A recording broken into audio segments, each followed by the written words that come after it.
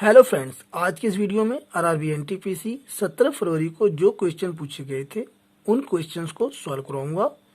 आप लोगों के माध्यम से मुझे जितना भी क्वेश्चन मिला था उनको मैं सॉल्व कराऊंगा। क्वेश्चन 1, यक्स का 36% बराबर वाई का 81% है तो यक्स वाई का अनुपात क्या है। आइए देखते हैं। यक्स का 36% तो यक्स गुना 36 बटे में 100 बराबर वाई का 81%, वाई गुणा में 81 बटे 100, 100 से 100 कट गया और यक्स ये वाई जो है तो ये गुणा में यक्स के नीचे आ जाएगा बटे में, तो यक्स बटे वाई हो गया बराबर।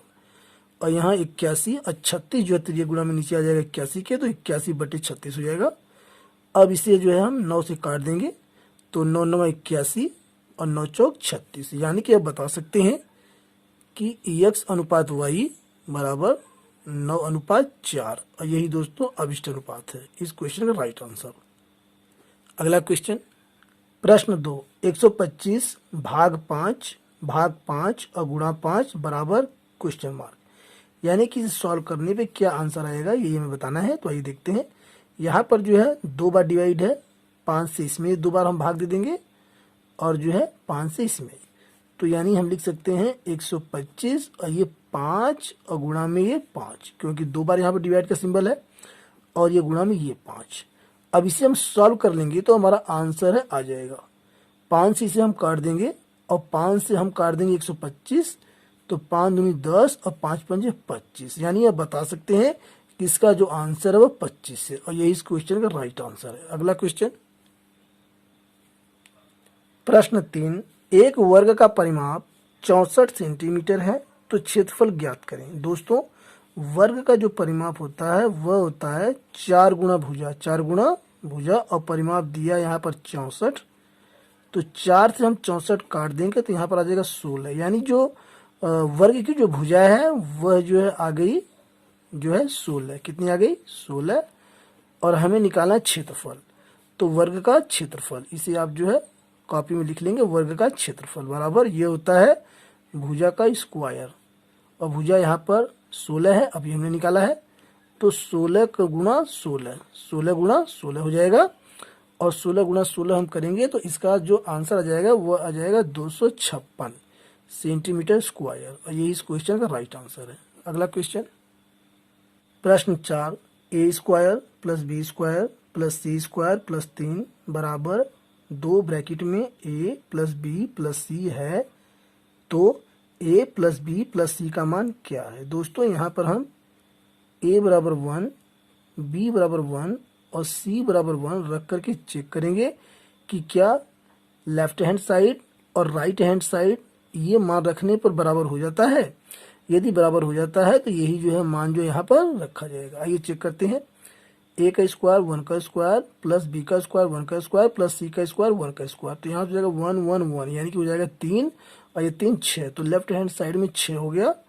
अब राइट हैंड साइड चेक करते हैं, 2 यहाँ पर 1 1 1 यानी 3 हो जाएगा और 3 दूनी 6, यानी कि यह जो मान है रखने से लेफ्ट हैंड साइड और राइट हैंड साइड बराबर होता है, इसलिए यही मान जो है जस्टिफाई करता है, यानी यह मान जो इसमें अब रखा जाएगा। तो यहाँ से आप रख देंगे तो ये 1 + 1 + 1 इनको जोड़ देंगे तो आ जाएगा 3, यानी कि दोस्तों आप बता सकते हैं इसका जो मान है वह 3 के बराबर है और यही इस क्वेश्चन का राइट आंसर है। अगला क्वेश्चन, प्रश्न 5, समबाहु त्रिभुज की भुजा 2 सेंटीमीटर है तो उसका क्षेत्रफल और ऊंचाई ज्ञात कीजिए। दोस्तों, समबाहु त्रिभुज जो है उसके तीनों भुजाएं जो है बराबर होती हैं, तो उसकी एक साइड को हम मान लेते हैं ए। अब यहाँ से समबाहु त्रिभुज की भुजा जो है यहाँ पर 2 सेंटीमीटर दिया है और इसका क्षेत्रफल हमें निकालना है, तो समबाहु त्रिभुज का क्षेत्रफल यह होता है कर्णी में 3 बटे 4 और ये ए का स्क्वायर यानी कि भुजा का स्क्वायर। ए का मान इस पर हम रख देंगे तो हमारा आंसर आ जाएगा कर्णी में 3 बटे 4 और यहाँ से 2 का स्क्वायर यानी 2 दूना 4, ये कट जाएगा 4 से और ये आ गया आपका कर्णी में 3, कर्णी में 3 सेंटीमीटर स्क्वायर। ये आ गया आपका समबाहु त्रिभुज का क्षेत्रफल। अभी हमें बताना है समबाहु त्रिभुज की ऊंचाई। तो यहां से आप लिखेंगे समबाहु त्रिभुज की ऊंचाई, और इसका सूत्र होता है कर्णी में 3/2 गुणा में ए, यानी कि ये जो समबाहु त्रिभुज की भुजा। तो यहाँ से कर्णी में 3/2 और ए यानी कि भुजा का जो मान है वो 2 सेंटीमीटर है। 2 से हम गुणा कर देंगे, 2 से 2 कट जाएगा, तो आंसर आपका आ गया कर्णी में 3 सेंटीमीटर। यानी कि आप बता सकते हैं कि समबाहु त्रिभुज की जो ऊंचाई है वह कर्णी में 3 सेंटीमीटर है, और इसका जो क्षेत्रफल है वह कर्णी में 3 सेंटीमीटर स्क्वायर है। और यही दोस्तों जो इस क्वेश्चन का राइट आंसर है। अगला क्वेश्चन, प्रश्न 6, चक्रवृद्धि ब्याज और साधारण ब्याज का अंतर 240 है और दर 8% तथा समय 2 वर्ष है, तो मूलधन ज्ञात करें। दोस्तों सबसे पहले हम इसमें मानेंगे, माना मूलधन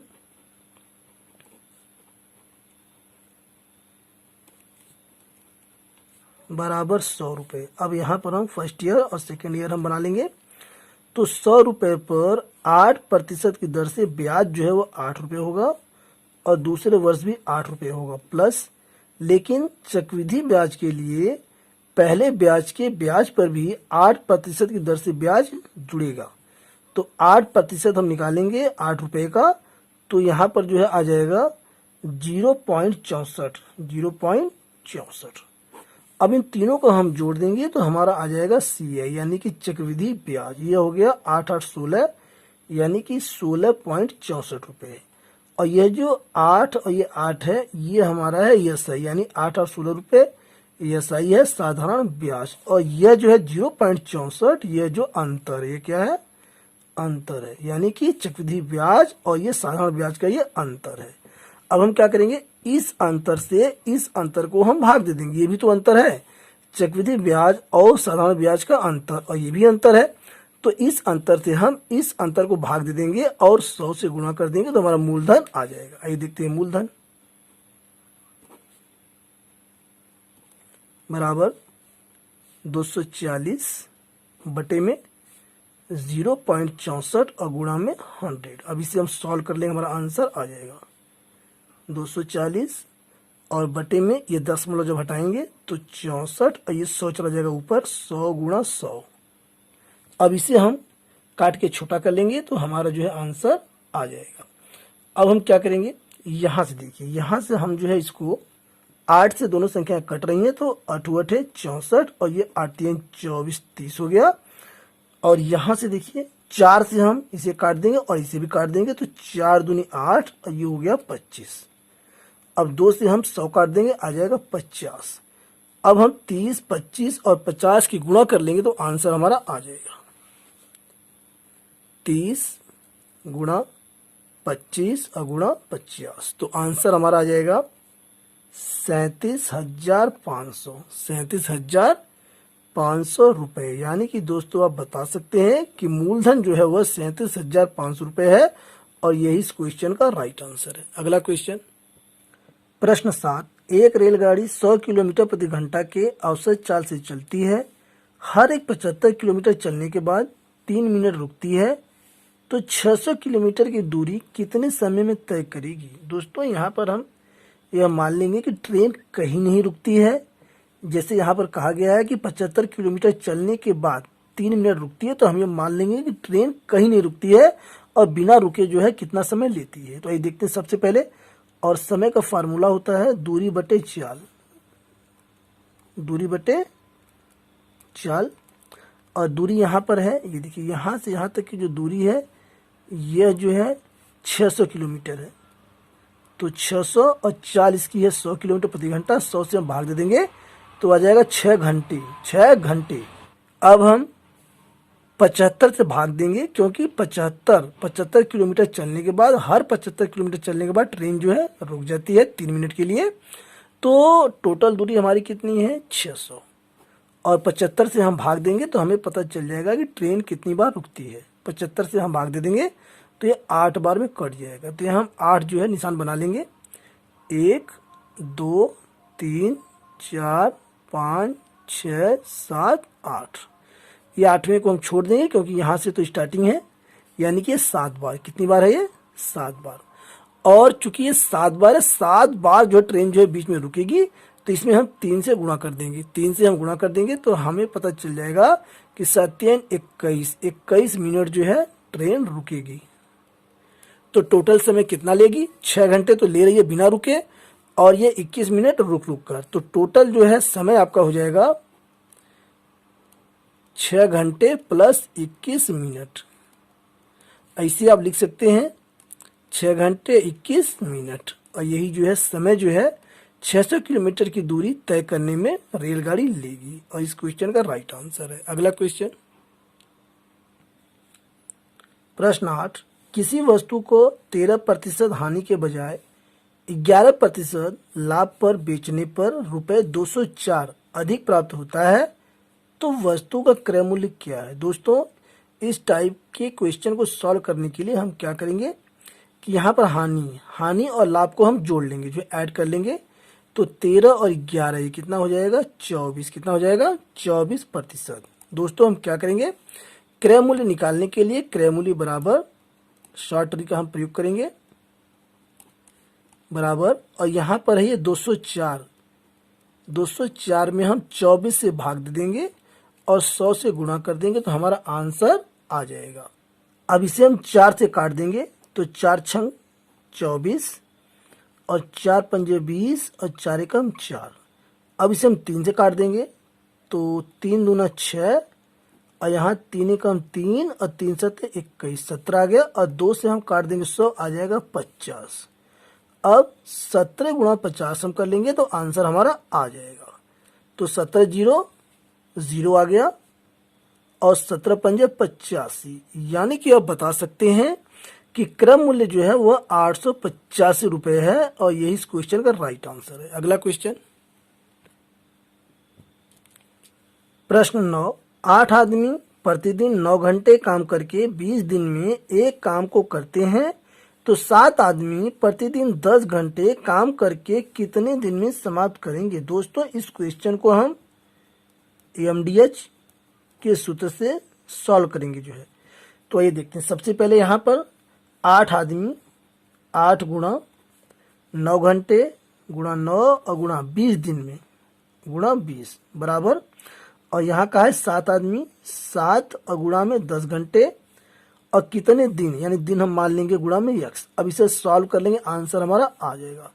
0 से 0 यहाँ कट गया और ये हो गया 8 9 72 और 72 दूना 144। तो इसी आप लिख सकते हैं 7x बराबर 144। अब x यहीं रहेगा और 144 के नीचे 7 जो है त्रिज्या गुणे में आ जाएगा, इसे हम भाग देंगे तो हमारा आंसर आ जाएगा 20 सही 4/7 दिन, यानी कि 20 सही 4/7 दिन में काम को समाप्त करेंगे। और यही दोस्तों आंसर जो है इस क्वेश्चन का राइट आंसर है। अगला क्वेश्चन, प्रश्न 10, 25 की पावर 25 को 26 से भाग दिया जाए तो शेषफल क्या बचेगा?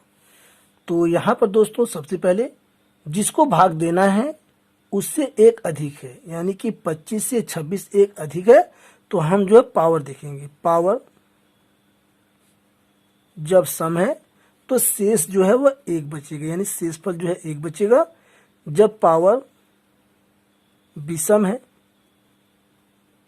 जब पावर विषम है तो वही संख्या आ जाएगी जिसको भाग देना, यानी 25 यहाँ पर आ जाएगी जो है। तो यानी कि अब बता सकते हैं कि 25 की पावर 25 को 26 से भाग दिया जाए तो शेषफल जो है 25 बचेगा। और ऑप्शन ए यही जो है इस क्वेश्चन का राइट आंसर है।